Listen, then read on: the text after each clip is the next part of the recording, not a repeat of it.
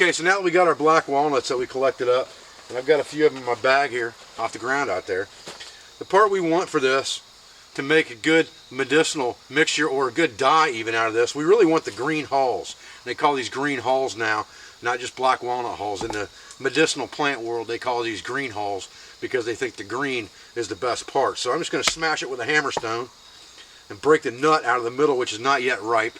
This needs to sit on the ground and blacken before this nut's good and ripe.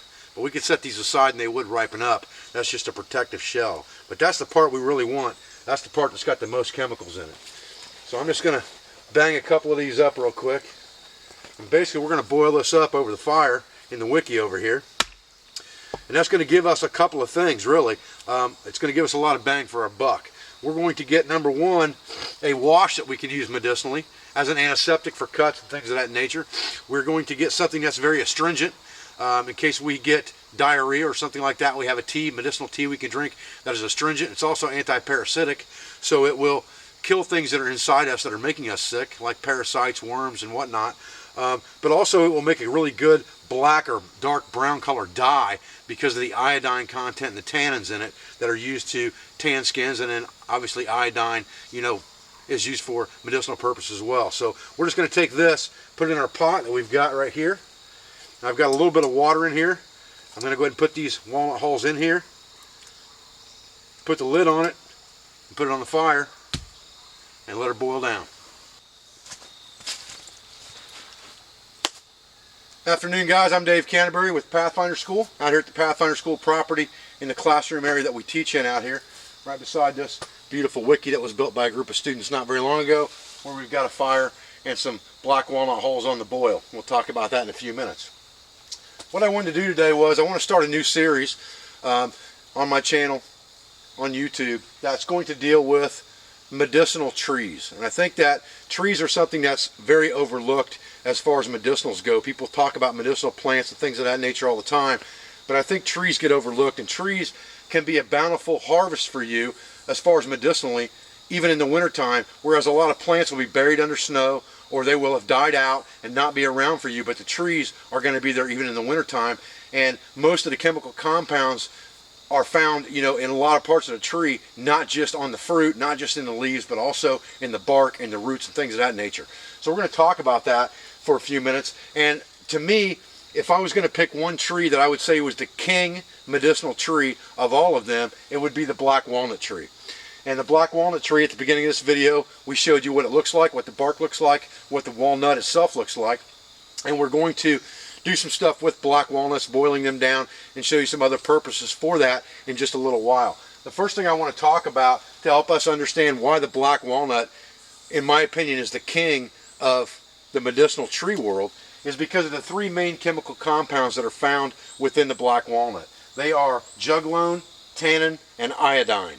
And we'll talk about those one at a time, and we'll talk about why those things help us medicinally and why they also give us other uses for that tree and why it becomes such a multi-purpose, multi-use tree for us to have a resource in our toolbox to use in the spring, summer, winter, or fall.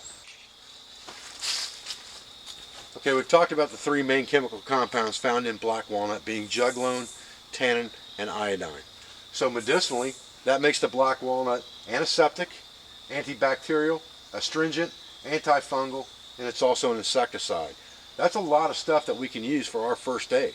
Okay, obviously it's good for topical use for anything from cuts and wounds. Because it's antifungal, it can be used for anything on the exterior of the body as well, like ringworm, athlete's foot. All of those things will be taken care of.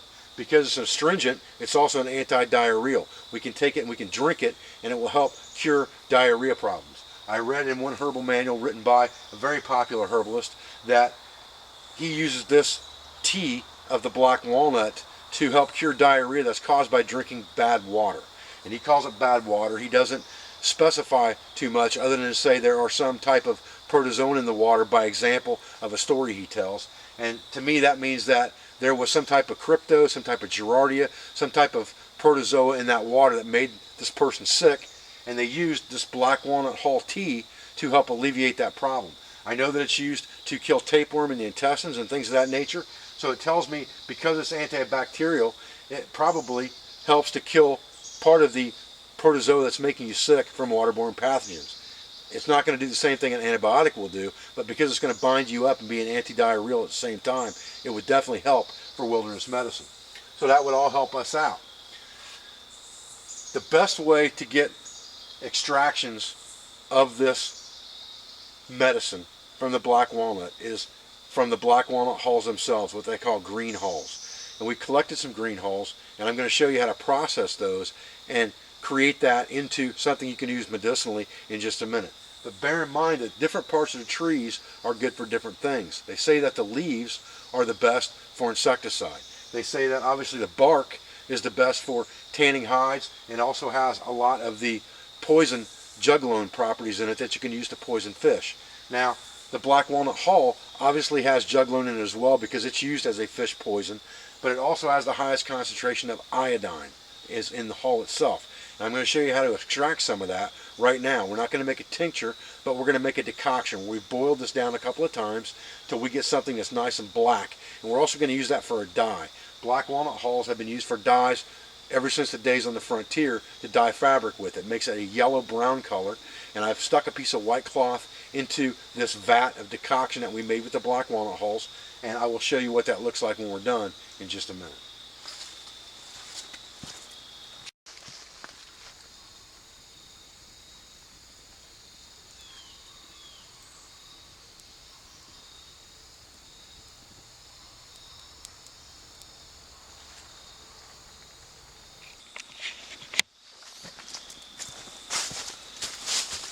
Okay, so we've boiled this down a couple of different times with water right out of the creek.